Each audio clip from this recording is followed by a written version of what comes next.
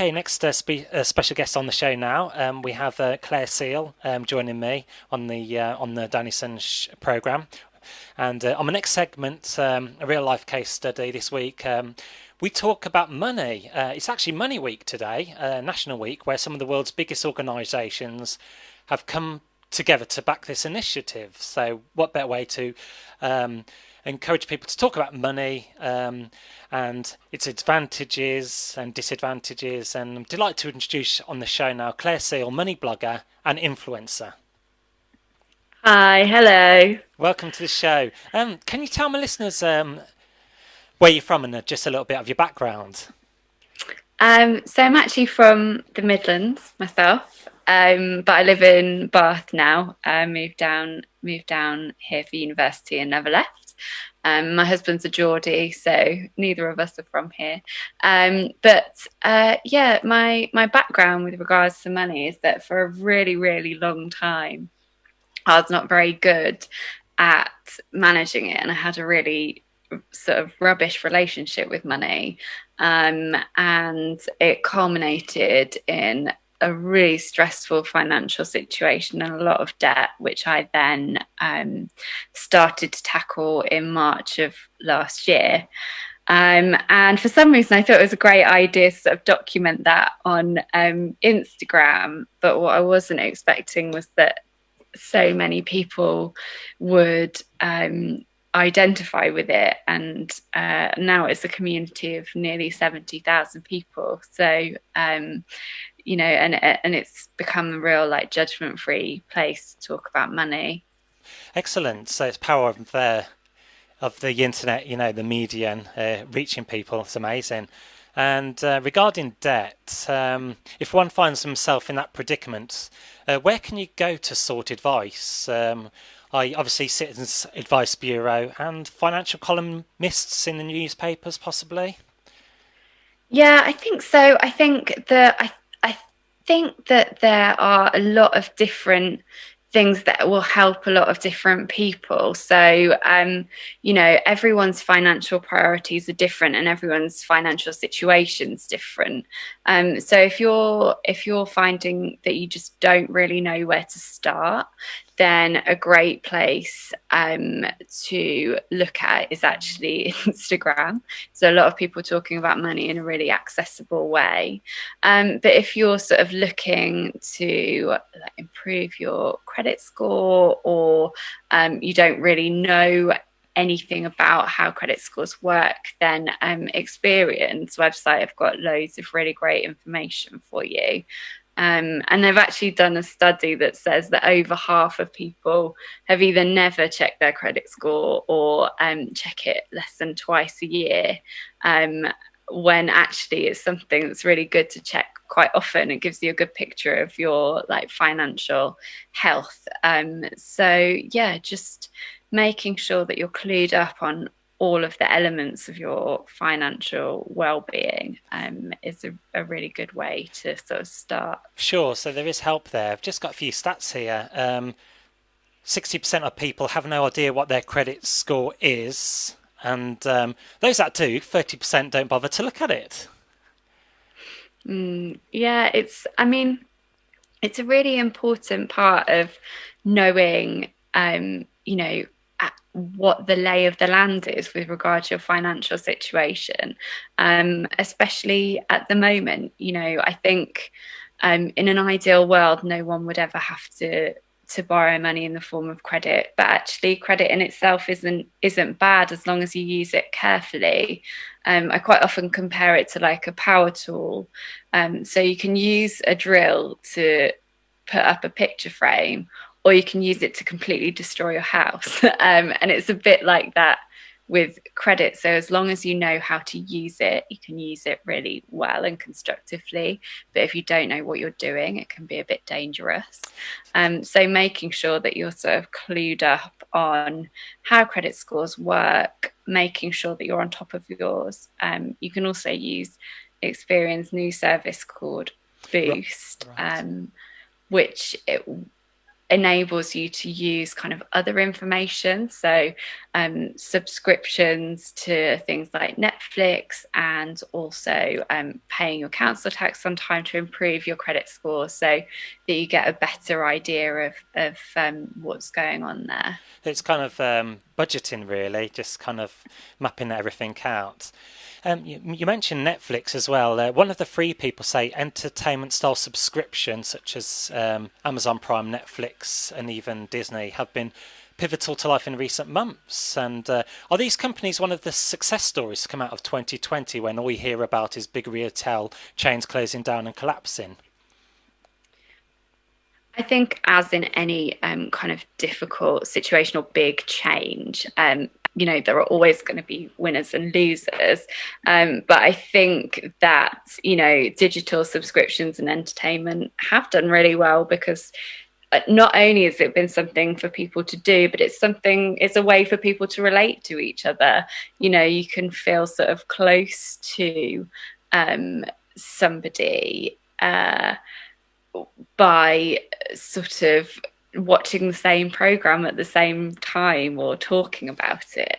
So I can see sort of why those companies would have done well. And I think the key thing is to make sure that if you're taking on new subscriptions during the pandemic because you're working from home or because you're watching more television or whatever, then it's just important to keep an eye and make sure that you're using them. And if they're not, then cancel. If you're not, then cancel them. Yes, a good point, because sometimes you hear about these subscriptions offering like a month's trial, and then people forget about it, and then they don't know where to cancel it. So just be aware of how to cancel it when the time comes.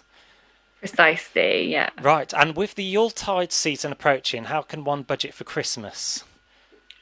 So I think that, it's never too late to budget for Christmas. I think, it's an important point to make, because I think a lot of people are thinking that by November you might as well just sort of give up on the idea of saving. But actually, there are still ways that if you can kind of cut down on things like those subscriptions that we just mentioned, then you might be able to sort of save a little bit more for Christmas. But I think there's going to be the temptation this year for people to try and overcompensate over Christmas if they're not seeing their loved ones. And I think an important thing to remember there is, don't pile yourself with extra financial stress for the whole of 2021 and beyond for the sake of, buying somebody a gift. And there are lots of ways to be generous without spending loads and loads of money.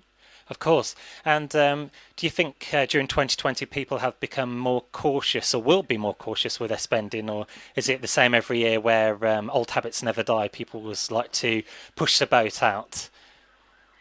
I think it's hard, and I think it's different for different people, to be honest. Obviously, some people will have benefited financially from the pandemic, and I think some people feel quite uncomfortable with that fact, because it's quite clear that a lot of people have struggled. But if you're still working from home and you don't have your travel costs, then you might have a little bit more cash available. But my advice even then would be, we're in such unpredictable times, that saving that might not be the worst thing.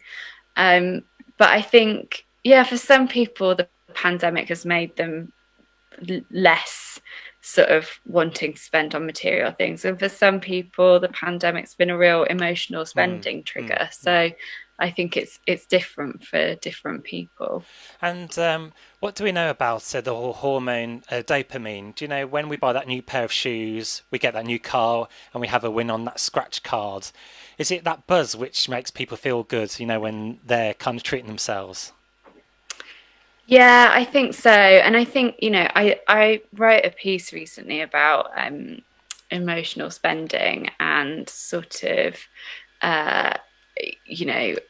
financial well-being. And actually, for a lot of people, spending becomes a bit of a coping mechanism, and so many of our other coping strategies aren't available to us at the moment, like going out to see our friends, or going to the gym or whatever. So it is, you can see why people are relying on an Amazon delivery for that kind of dopamine hit. But unfortunately, we're sort of wired to go for the initial hit rather than to think about the long-term consequences. So what we have to sort of do is try and rewire ourselves to consider how we're going to feel about this in 6 months time, 12 months time, and whether we're going to have sort of regret or remorse. I think Sure. it's really important. And you mentioned you do a bit of writing. Your recent book, Real Life Money, is out now, released way back in June 2020, and you have a new one following that, Real Life Money Journal 2020, coming up around December time. Yeah, that's right. So, Real Life Money is sort of a part memoir, part practical guide. So some of it is about my story, and some of it's about how people can improve their relationship with money. And then the journal really is carrying on from that, and it's a sort of workbook that you can fill in yourself with lots of prompts and useful information, very practical, hopefully quite helpful for people. Wonderful. And a couple more to go. Just wanted to touch on collectors as well. Are you happy to see the new rules coming in to tone down the threatening debt collection letters? Is that a step in the right direction? Very much so. And I know that that's something that the Money and Mental Health Policy Institute have campaigned for a long time. I'm really pleased to see that coming in. I think it really adds that language around debt, really adds to the stigma, as to programs like, can't pay, we'll take it away. I think, we've got to end that, because more, it makes sure that more people are ashamed, which means they don't talk about it, which means they can't take the steps that they need to take to fix it. So yeah, I'm thrilled to hear about that. Lovely. And finally, can you give me 5 things which money can't buy? So I don't think that money can actually buy happiness, but the lack of it can make you quite unhappy. Financial stress can make you quite unhappy. You can't buy a sunny day. You can't buy a cuddle from your children. You can't buy that sort of feeling when you wake up and you feel like it's going to be a good day. And you can't buy your health. So I think they're kind of all Yeah, things that we can learn to appreciate. true. And I've got one more from mine on my list. Money can't buy you time or a smile. That's true. Yeah, absolutely. And on that note, thank you very much for discussing all about finances and budgeting during this forthcoming Christmas period. Claire Seal, a money blogger and influencer on the Dennison Show. Thanks for talking with me. Thanks so much. Great stuff.